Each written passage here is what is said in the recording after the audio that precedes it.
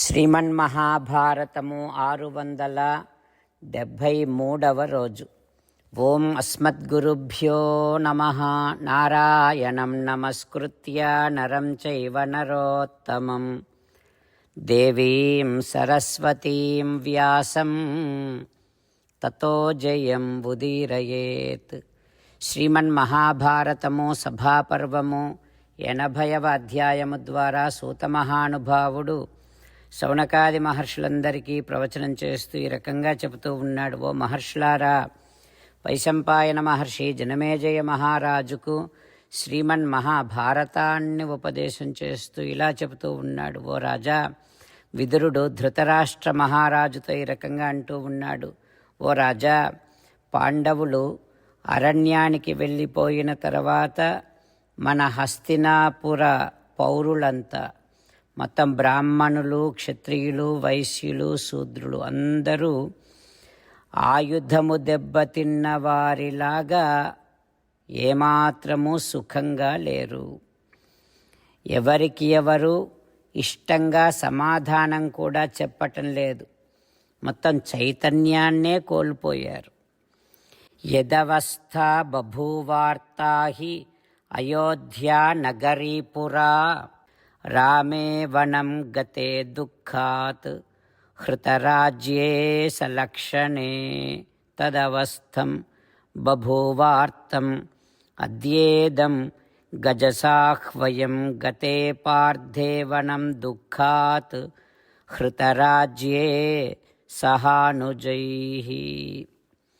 రాముడు రాజ్యానికి దూరమై లక్ష్మణునితో పాటు అరణ్యానికి వెళ్ళినప్పుడు అయోధ్యానగరము ఎట్లా దుఃఖించిందో, ఇప్పుడు ధర్మరాజు రాజ్యాన్ని కోల్పోయి తమ్ముళ్లతో పాటు అరణ్యాలకు వెళుతూ ఉంటే హస్తినాపురము కూడా ఆ రకమైనటువంటి దుఃఖాన్నే అనుభవిస్తోంది అని విదురుడు ధృతరాష్ట్రునితో చెప్పగానే ధృతరాష్ట్రుడు ఒక్కసారిగా మూర్ఛపడిపోయాడు. ఇక ఆ తర్వాత దుర్యోధనుడు, కర్ణుడు, శకుని వీరంతా కలిసి ద్రోణుడి సహాయాన్ని అడిగారు. ద్రోణుడే మనకు సహాయపడాలి అని భావించి మొత్తం రాజ్యాన్నంతటిని కూడా ఆ ద్రోణాచార్యుల వారికి సమర్పించారు. అంటే మీరు రక్షించండి అని అడిగారు. అప్పుడు ద్రోణుడు అసహనముతోని ఆ దుర్యోధన, దుశ్శాసన, కర్ణులతో ఈ రకంగా అంటూ ఉన్నాడు. పాండవులు దేవతల బిడ్డలు. అవధ్యాన్ పాండవాన్ ప్రాహు దేవపుత్రాన్ ద్విజాతయః అహం వై శరణం ప్రాప్తాన్ వర్తమానో యథా బలం. ఓ దుర్యోధన, పాండవులు దేవతల బిడ్డలు, వారిని చంపకూడదు అని బ్రాహ్మణులు అంటూ ఉంటారు. అయితే మీరేమో నన్ను శరణు కోరుతున్నారు కనుక తప్పకుండా యథాశక్తిగా మీ వైపే నేను పని చేస్తా, భక్తిపూర్వకముగానే ఉంటాను మీ పట్ల. అట్లాగని పాండవులను వదిలేద్దామంటే వదలాలి అనిపించటం లేదు. కానీ ఏం చేస్తాం, విధి బలవత్తరము కదా. జూదములో ఓడిపోయినటువంటి పాండుపుత్రులు ధర్మ మార్గములోనే అరణ్యాలకు వెడుతూ ఉన్నారు. ఆ పాండవులు 12 సంవత్సరాలు అరణ్యములో నివసిస్తారు, బ్రహ్మచర్యాన్ని పాటిస్తారు, మళ్ళీ తిరిగి వస్తారు. వచ్చి తప్పకుండా శత్రువుల మీద ప్రతీకారాన్ని తీర్చుకుంటారు. అప్పుడు మనము చాలా దుఃఖించాల్సి వస్తుంది అని ద్రోణాచార్యుల వారు దుర్యోధనునితో అంటూ ఉన్నారు. ఆ తర్వాత ఏం జరుగుతుందో రేపు తెలుసుకుందాం. జై శ్రీమన్నారాయణ, జై శ్రీమన్నారాయణ, జై శ్రీమన్నారాయణ. అమ్మా నాన్నలకు సాష్టాంగ నమస్కారం చేద్దాం. మన ఆచార్యవర్యుల శ్రీచరణారవిందములకు సాష్టాంగ నమస్కారం చేద్దాం. శ్రీ వేదవ్యాస మహర్షుల వారి దివ్య పాదారవిందములకు సాష్టాంగ నమస్కారం చేద్దాం. శ్రీ విఘ్నేశ్వర స్వామి వారి శ్రీచరణారవిందములకు సాష్టాంగ నమస్కారం చేద్దాం. శ్రీమన్మహాభారత గ్రంథరాజమునకు శిరస్సు వంచి నమస్కరిద్దాం. శ్రీకృష్ణ భగవానుని శ్రీచరణారవిందములకు సాష్టాంగ నమస్కారం చేద్దాం. మన హృదయ మందిరములోనే అంతర్యామిగా వేంచేసి ఉన్నటువంటి శ్రీమన్నారాయణుడిని సేవిస్తూ మనని మనము స్వామికి సమర్పించుకుంటున్నామనే భావనాపూర్వకముగా సాష్టాంగ నమస్కారము చేస్తూ స్వామి నామ సంకీర్తన చేద్దాం. శ్రీమన్నారాయణ నారాయణ నారాయణ శ్రీమన్నారాయణ నారాయణ నారాయణ.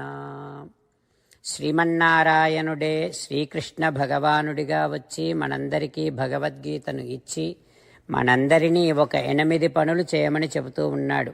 అందుకని భగవన్ తప్పకుండా చేస్తామంటూ మనం ప్రతిరోజు ఈ రకంగా మాట ఇద్దాం. హో శ్రీమన్నారాయణ కరిష్యే వచనం తవ సర్వం శ్రీకృష్ణార్పణమస్తు. జై శ్రీమన్నారాయణ. జై శ్రీమన్నారాయణ. భక్తులకు ప్రత్యేకమైనటువంటి విజ్ఞాపన. మీకు అన్ని విషయాలలో వెంటనే మంచి ఫలితాలు రావాలి అనంటే ప్రతిరోజు 1 నిమిషం వెచ్చించి నారాయణాస్త్రాన్ని చదవండి. ఇక మీకు తిరిగే ఉండదు.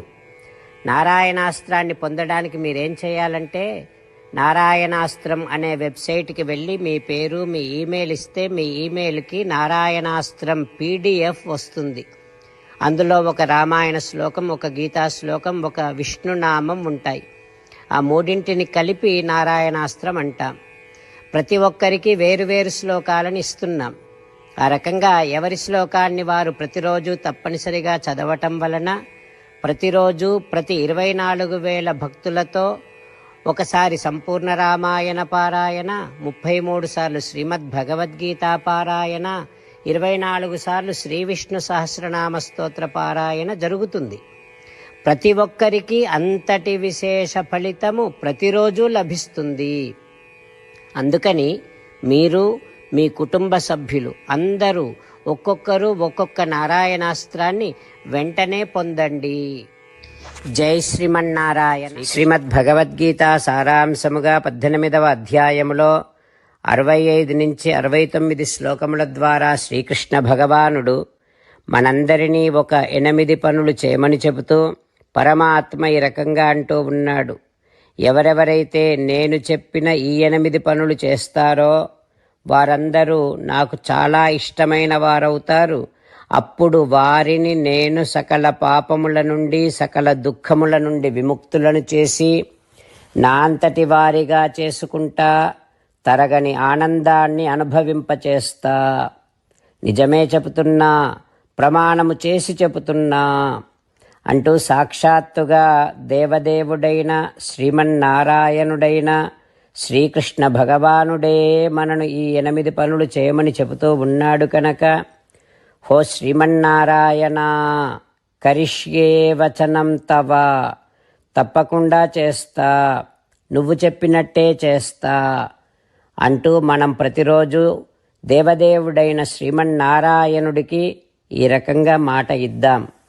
హో శ్రీమన్నారాయణ నువ్వు చెప్పినట్టే నేను నిన్నే సంతతము ధ్యానము చేస్తూ ఉంటా. హో శ్రీమన్నారాయణ నువ్వు చెప్పినట్టే నేను నీ భక్తుడిగానే ఉంటా. హో శ్రీమన్నారాయణ నువ్వు చెయ్యమన్నట్టే నేను నా విధులను కర్తవ్యాలను నీ సేవగా నీ తృప్తి కోసమనే సక్రమంగా నిర్వర్తిస్తూ ఉంటా. హో శ్రీమన్నారాయణ నువ్వు చెప్పినట్టే నేను నీవాడిని అనే మహావిశ్వాసాన్ని సంతతము కలిగి ఉంటూ నా హృదయములో నీకే నమస్కరిస్తూ ఉంటా.